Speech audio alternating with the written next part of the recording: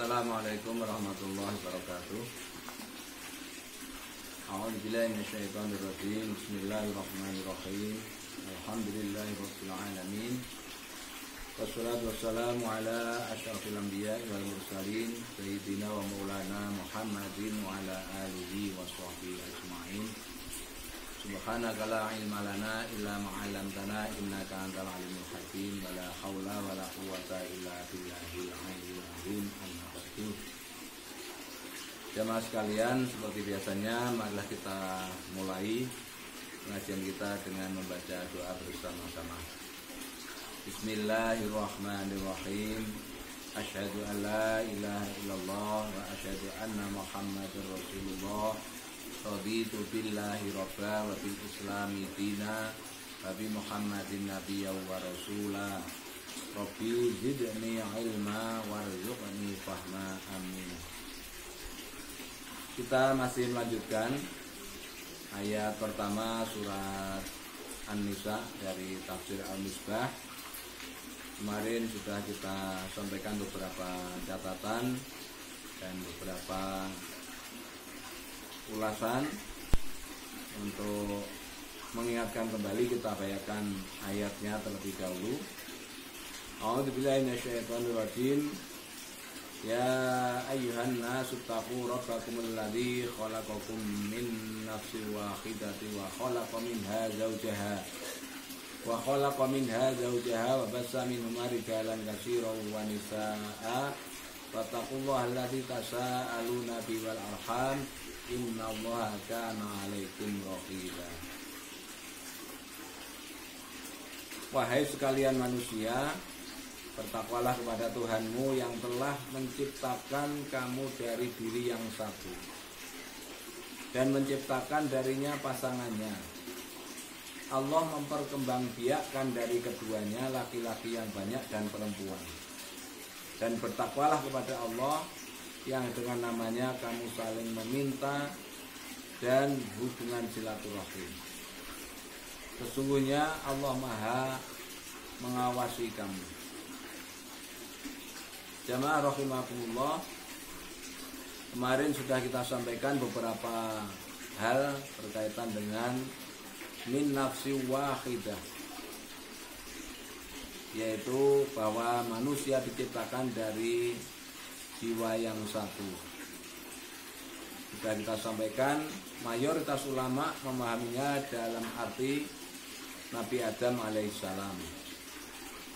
Kemudian sebagai keterangan tambahan pada kesempatan ini, bahwasanya lafaz nafsin wahidah atau nafsu wahidah, kemudian Allah menjadikan kata zaujaha yang secara harfiah bermakna pasangannya adalah istri Nabi Adam alaihissalam yang populer bernama Hawa atau Siti Hawa.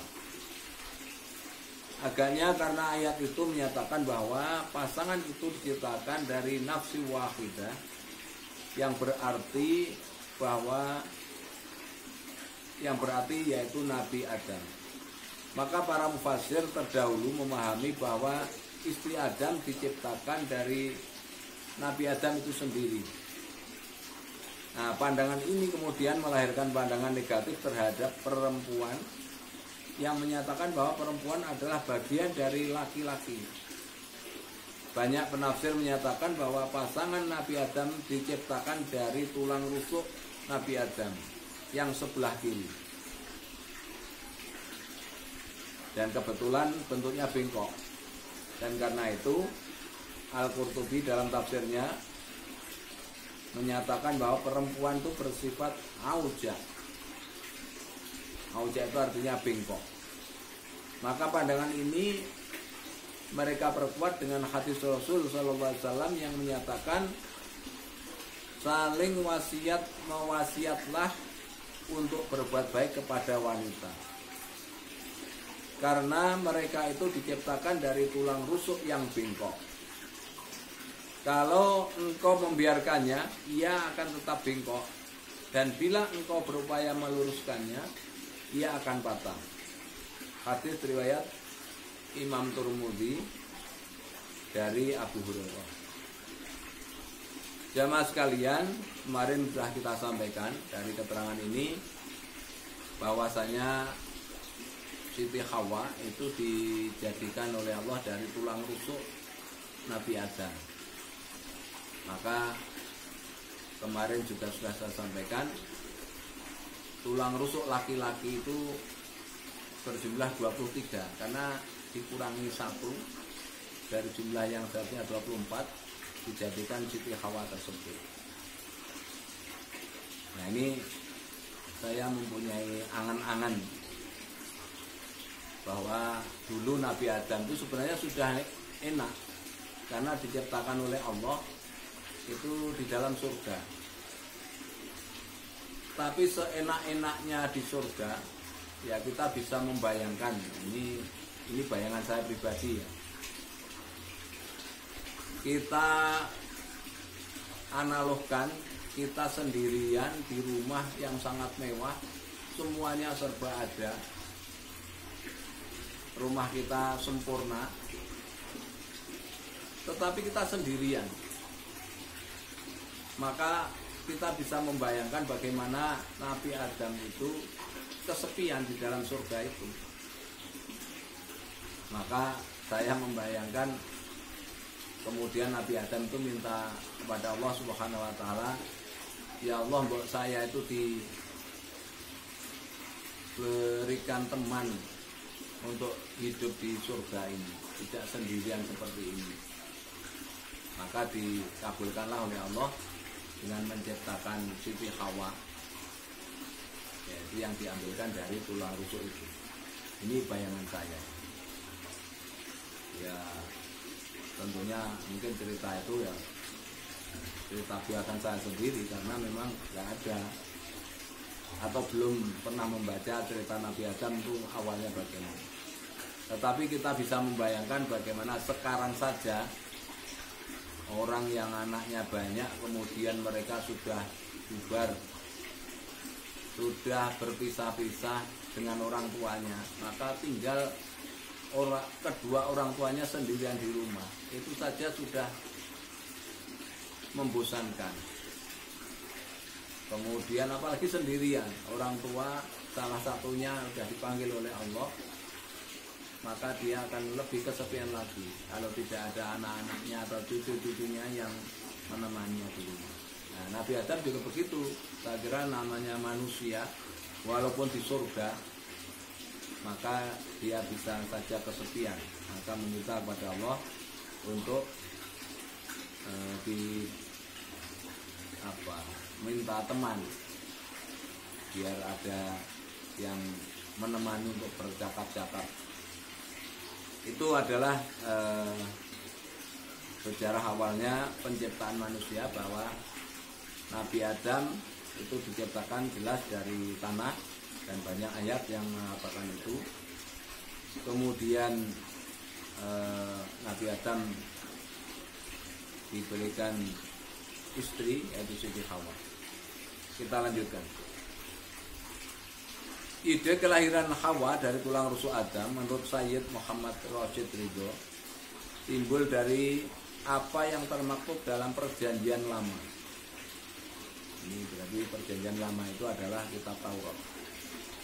Di dalam Kejadian 2 ayat 21 dan sampai 22 yang menyatakan bahwa ketika Adam tidur lelap, maka diambil oleh Allah sebilah tulang rusuknya, lalu ditutupkannya pula tempat itu dengan daging. Maka dari tulang yang telah dikeluarkan dari Adam itu dibuatlah oleh Allah Subhanahu wa taala seorang perempuan. Kemudian Rasul Ridho menuliskan lagi, seandainya tidak tercantum dalam kisah kejadian Adam dan Hawa dalam Perjanjian Lama itu, seperti redaksi tadi, niscaya pendapat yang menyatakan bahwa perempuan diciptakan dari tulang rusuk Adam tidak pernah akan terlintas dalam benak seorang muslim. Jadi ini semacam cerita Israiliyat. walaupun tertulis di dalam kitab Taurat, karena perjanjian lama itu Taurat, kemudian kalau perjanjian baru yang kita kenal sekarang itu adalah kitab Injil.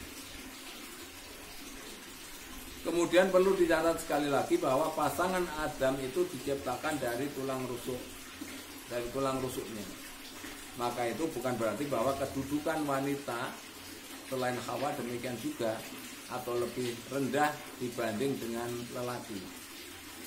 Karena semua pria dan wanita anak cucu Adam lahir dari gabungan antara pria dan wanita, sebagaimana surah Al-Hujurat yang pernah kita bacakan kemarin, bahwasanya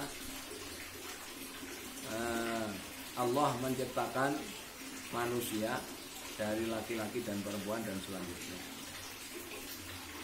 Kemudian lelaki lahir dari pasangan pria dan wanita, begitu juga wanita. Karena itu tidak ada perbedaan dari segi kemanusiaan antara keduanya. Kekuatan lelaki dibutuhkan oleh wanita dan kelemah lembutan wanita didambakan oleh pria. Maka jarum harus lebih kuat dari kain dan kain harus lebih lembut dari jarum. Kalau tidak, jarum tidak akan berfungsi dan kain pun tidak akan terjahit. Dengan berpasangan akan tercipta pakaian yang indah, serasi dan nyaman. Itulah perumpamaan suami dan istri. Maka ketika seseorang sudah menjadi pasangan suami istri, itu harus menjadi satu kesatuan, harus saling menjaga, saling mencintai, saling menyayangi, saling melengkapi. Karena tidak ada manusia yang sempurna di dunia ini, semuanya butuh bantuan orang lain. Ini salah satu yang bisa diambil pelajaran dari ayat pertama ini. Kemudian Allah menegaskan di dalam ayat tadi, khalaqa minha zaujaha. Allah menciptakan darinya, yakni dari nafsin wahidah itu pasangannya. Ini mengandung makna bahwa pasangan suami istri hendaknya menyatu. Yang tadi saya sampaikan tadi. Jadi harus suami istri kalau sudah sepakat menjalin membina sebuah rumah tangga, harus menyatu. Jangan suami ke utara, istri ke selatan, atau sebaliknya saling bertentangan. Ini tidak sesuai dengan kata-kata khalaqa minha zaujaha yang seharusnya menyatukan. Karena itu pernikahan dinamai zawaj, yang artinya keberpasangan, di samping juga dengan nikah yang berarti penyatuan rohani dan jasmani. Kemudian suami dinamai dengan zauj dan istri pun demikian, yaitu zaujah. Maka sekali lagi pesan yang bisa kita ambil dari ayat pertama surat An-Nisa ini salah satunya, karena ayat Al-Quran itu hikmah dibalik satu ayat saja sangat banyak. Maka salah satu hikmah yang bisa kita ambil ketika seseorang membangun sebuah mahligai rumah tangga, antara suami dan istri ini harus kompak, menyatu, saling membantu, dan selanjutnya semua kerjasama yang baik. Demikian lanjutan dari ayat 1 surat An-Nisa. Semoga bermanfaat. Kurang lebihnya mohon maaf. Marilah kita tutup dengan bacaan hamdalah. Alhamdulillahirabbil alamin. Wassalamualaikum warahmatullahi wabarakatuh.